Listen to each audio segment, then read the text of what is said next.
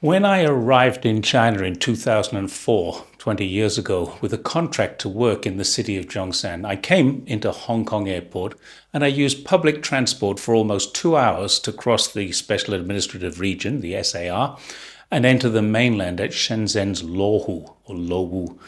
After arriving in Shenzhen, I got on a bus at a chaotic bus station and traveled over 3 hours into Zhongshan. Shenzhen at the time had no metro lines open. It now has 16, with 373 stations and 555 kilometers of lines, just 20 years. The same journey today takes me less than 90 minutes. Wherever you are, welcome to another of my takes on China. And today it's a little advertorial on the infrastructure of the region where I live. Now, you don't often see me excited, but this week I was asked to take a look at the new bridge. There would be a media tour, and if I'm interested, since I've helped my local newspaper, the Zhongshan Ribao or the Zhongshan Daily, with some editing and a few interviews over the last few years, they said I could join if I wanted. Wow, yes, I would be interested. I've been hearing about this bridge for many, many years, and I've seen parts of it from a distance. It's very hard to miss. If you travel around the southern parts of Zhongshan, which I often do on my bike, but it's also been featured many times in local, provincial, and even national media. It's going to open today, the 30th of June, and this is a big event. It isn't an ordinary bridge. In fact, we shouldn't even call it a bridge. It's the Shenzhong Link. Now, some people call it the Shenzhong Corridor because of Tongdao, which is the name in Chinese. Because using the word bridge here misses some very important details.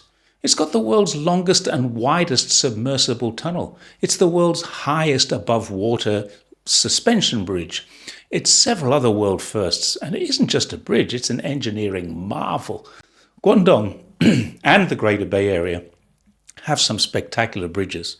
There's one from Hong Kong all the way across the mouth of the Pearl River into Macau and Zhuhai.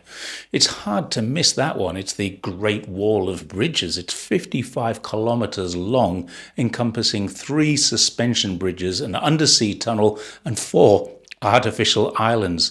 And you'd think it's hard to beat, but the Shenzhong Link beats it. Not in length, but in technological advances.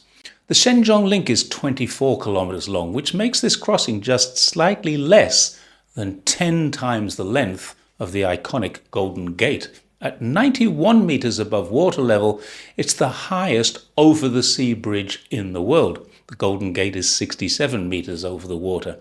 But let's take nothing away from the construction of the Golden Gate. It was and still is iconic, as well as being one of the greatest engineering feats of all time. But it has to accept it's now been knocked down a place on the list of the world's greatest feats of engineering.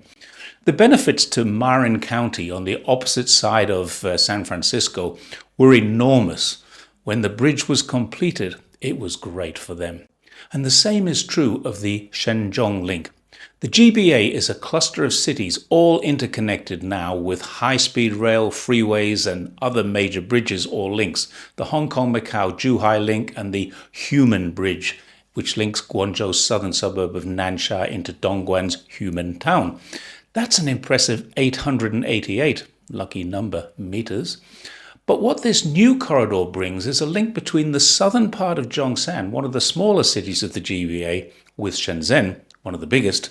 It also cuts the travel time from Shenzhen to Zhuhai or Jiangmen and beyond quite considerably. For now, only the Shenzhen to Zhongshan link is open, but when the link is fully operational, there will be an underwater interchange from the tunnel to head north into Nansha and Guangzhou, cutting that traveling time, and another road to Kaiping, which is part of Jiangmen, another city on this side of the river. This really is cutting traveling times between major cities, probably to less than an hour, where there used to be at least 3 and sometimes more than 5 hours apart.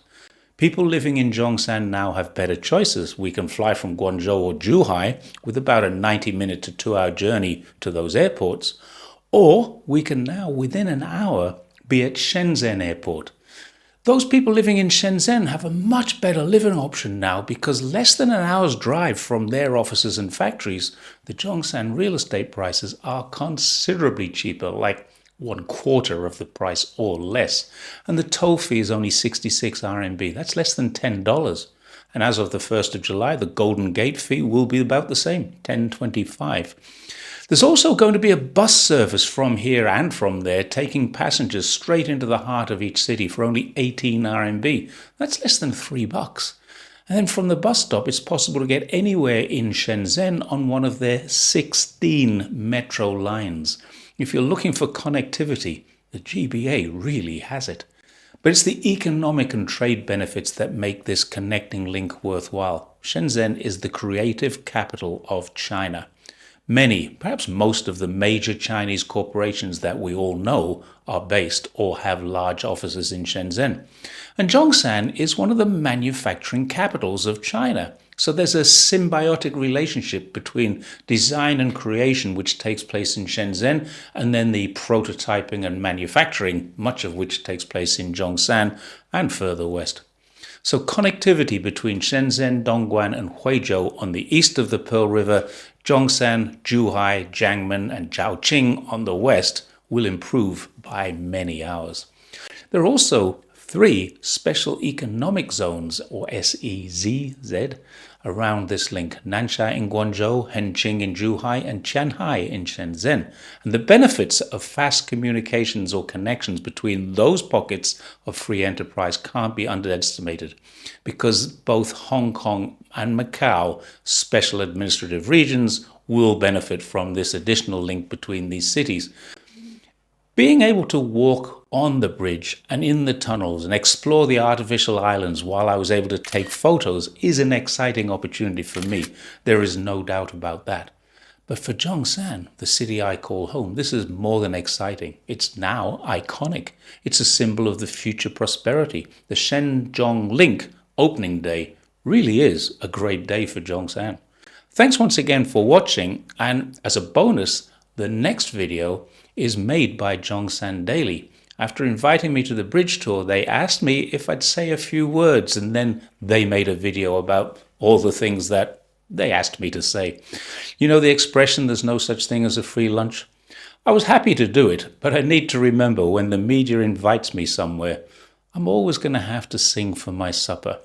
Please feel free to watch it. You won't see me singing, but you will find out more about this fantastic infrastructure project. And I'll see you next time. Bye for now.